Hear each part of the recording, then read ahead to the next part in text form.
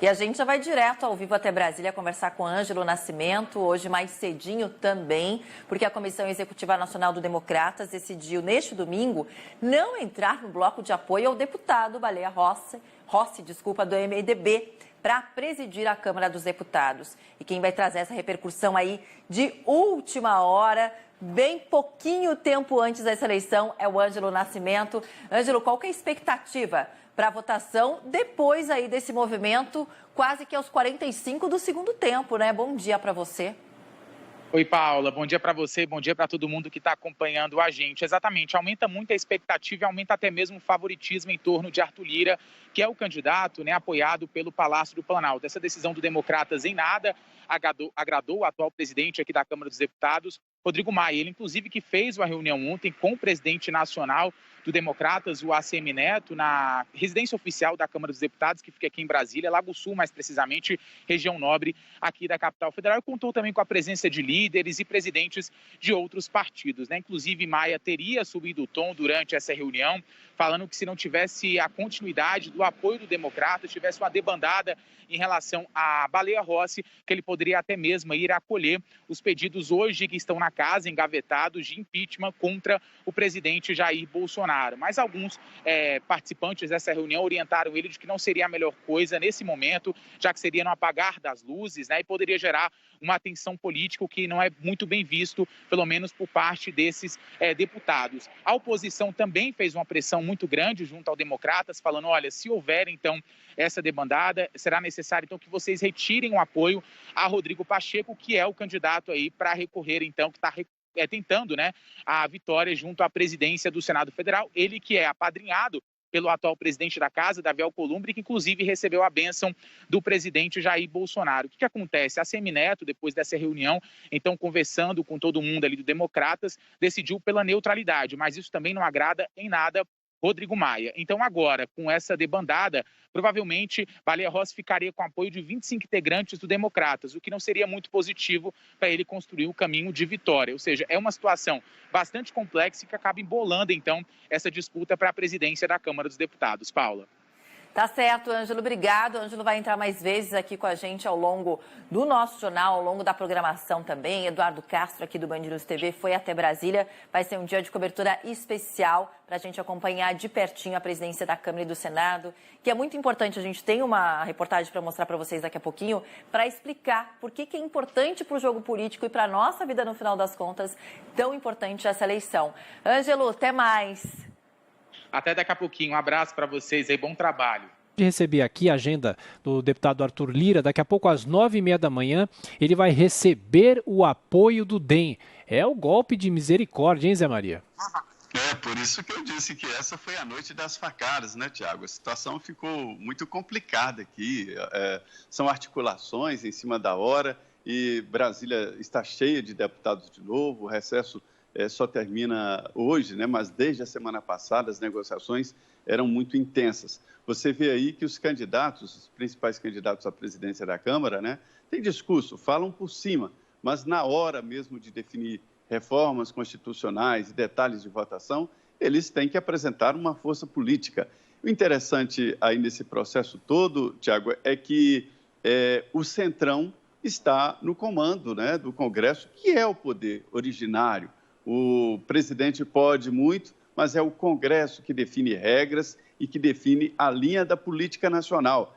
Esta eleição será muito importante para definir a força do presidente Jair Bolsonaro no Congresso Nacional, mas não garante que ele terá um aliado incondicional na presidência da Câmara, mesmo vencendo, como é a indicação até agora. Já está mais ou menos claro.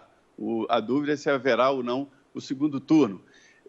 O Rodrigo Maia vem falando, eu disse isso aqui na sexta-feira, né?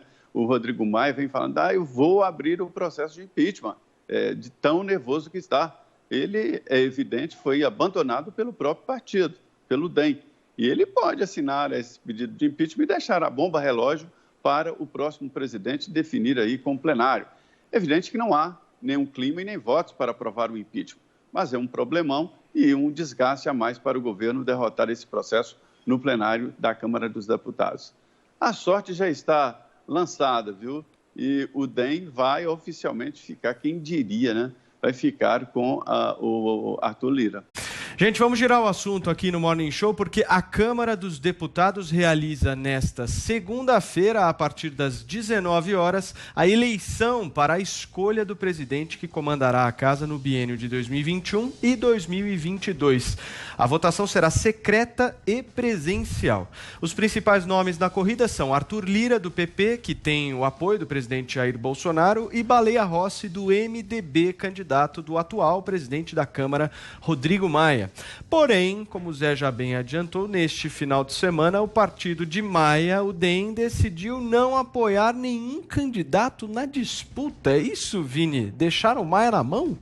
É isso, Paulo Matias. Um revés aí para o Maia e para o Baleia Rossi, né, que é o candidato dele. Apesar que o Maia estava confiante nesse final de semana, né, no sábado ele fez até um tweet falando sobre as especulações. Ele disse o seguinte, ó: as especulações continuam, muita espuma. Todo dia o candidato do Bolsonaro, no caso o Arthur Lira, canta vitória. O deputado Baleia Rossi vai ganhar a eleição no dia certo. Talvez aí no dia D, na hora H.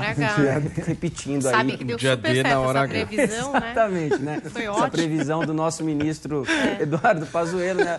O Maia repetindo. Então a gente não sabe se o dia certo é hoje ou algum outro dia o Baleia Rossi ganha. Algum dia no futuro será o dia certo dele. Exatamente, porque agora com essa decisão realmente do DEM, que foi apoiada inclusive pelo presidente do partido, o ACM Neto, e outros nomes importantes ali da legenda, de não apoiar nenhum candidato, que vai facilitar até para que alguns deputados do DEM que já tinham manifestado interesse em votar no Arthur Lira, do PP, tenham aí essa isenção já chancelada agora pelo próprio partido, né? E o ACM Neto, inclusive, Paulo, defendeu essa decisão afirmando que o partido está dividido e o que o melhor é manter a unidade do que ter um cargo na mesa diretora. O DEM não havia ainda formalizado a adesão a nenhum desses dois blocos, mas era uma conta que o Baleia Rossi já tinha na mesa dele, já estava contando com esse bloco aí do DEM, agora não vai ter mais, né? Então, com essa decisão, o bloco do Baleia Rossi, formado por 238 parlamentares, caiu para 207, enquanto do Lira soma 272 deputados federais. Então, as chances de Arthur Lira aumentaram consideravelmente, Paulo. Zé, traz pra gente a expectativa, suas contas, você que é um cara tão bem informado, como é que vai ser mais tarde? Zé, a eleição do Arthur Lira já está garantida há muito tempo. Esta contabilidade de partidos políticos não é muito levada em conta e não mudou muito. Quem apoiava Lira continua, quem apoiava o Baleia Rossi também. O que muda aí é o domínio do Congresso Nacional. Esta formação de blocos é muito importante. Veja bem, o DEM, o partido de Rodrigo Maia, é um partido criado por ele, é cria dele. Um grupo de jovens ali do PFL, incluindo o Rodrigo Maia, o ACM, o Paulo Bornhausen, o Paulinho, né? E outros decidiram criar o DEM, mas ali o esforço do Rodrigo Maia. Só que ele cresceu demais e achou que era dono do partido. E o partido estava dividido, já estava dividido. E foram atrás do presidente, o ACM Neto, que é o prefeito de Salvador, ex-prefeito de Salvador. E aí pediram para sair do bloco. E aí houve um entendimento. Hoje, o Arthur Lira, às 9h30, marcou na sua agenda uma solenidade para receber oficialmente o apoio do DEM. Isso não aconteceu. Houve uma decisão no DEM de que não haverá um apoio ao bloco do Arthur, e sim uma liberação para que todos votem. A maioria do DEM vai votar, como sempre já estava prometido, já havia dissidência, eles vão votar no Arthur Lira.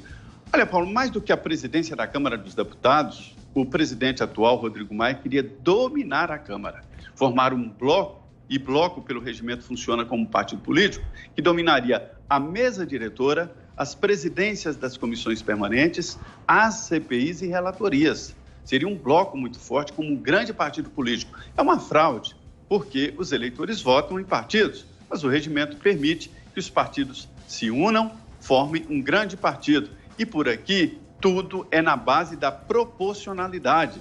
Manda mais quem tem mais deputados. Um bloco mandaria na mesa diretora e nas comissões permanentes. E isso acabou provocando esse tumulto, porque Rodrigo Maia, de longe, dominaria esse bloco. Um blocão funcionaria como um grande partido político. Essa foi a noite dos punhais, porque não foi só essa traição, não. Houve outras traições e o fortalecimento do Arthur Lira.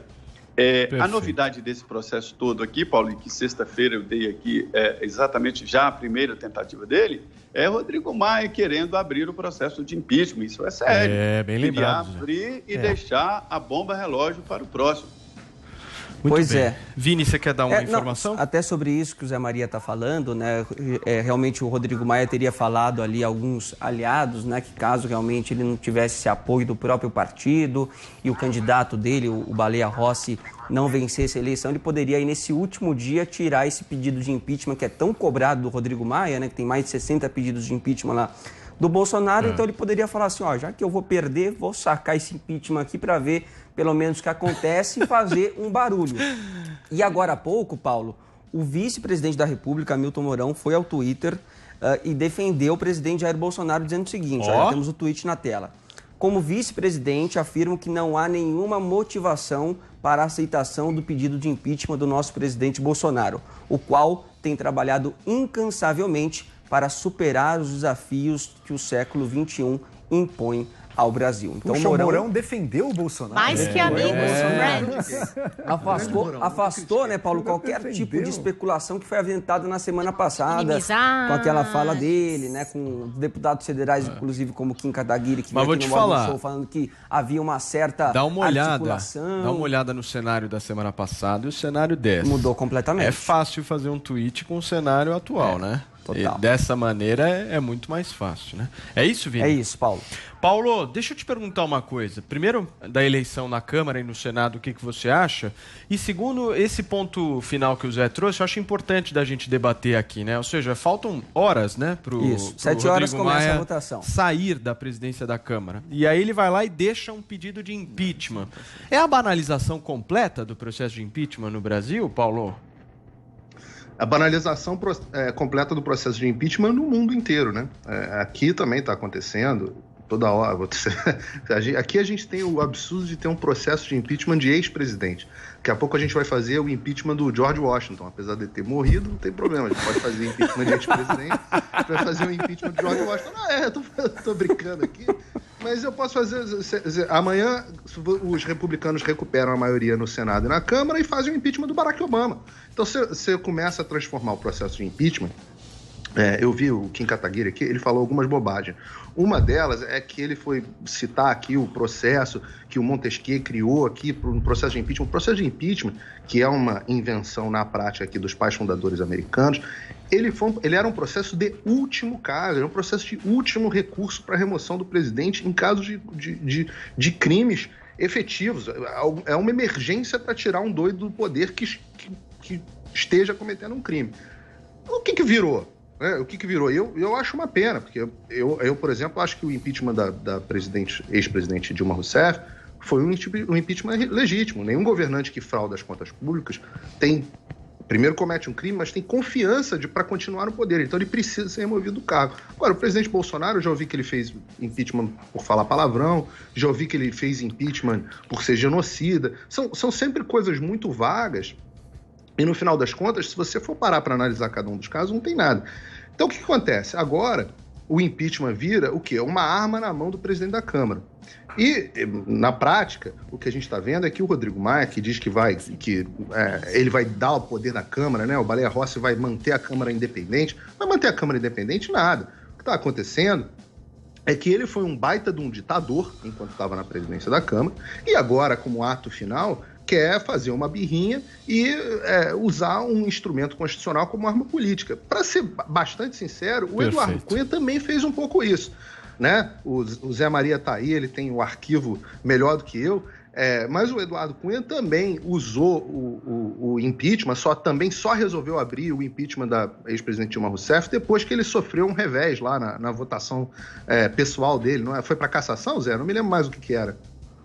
Foi uma votação na Comissão de Constituição e Justiça. Ele contava com 3 votos do PT para anular o processo e não contou com os 3 votos e aí ele decidiu abrir o processo.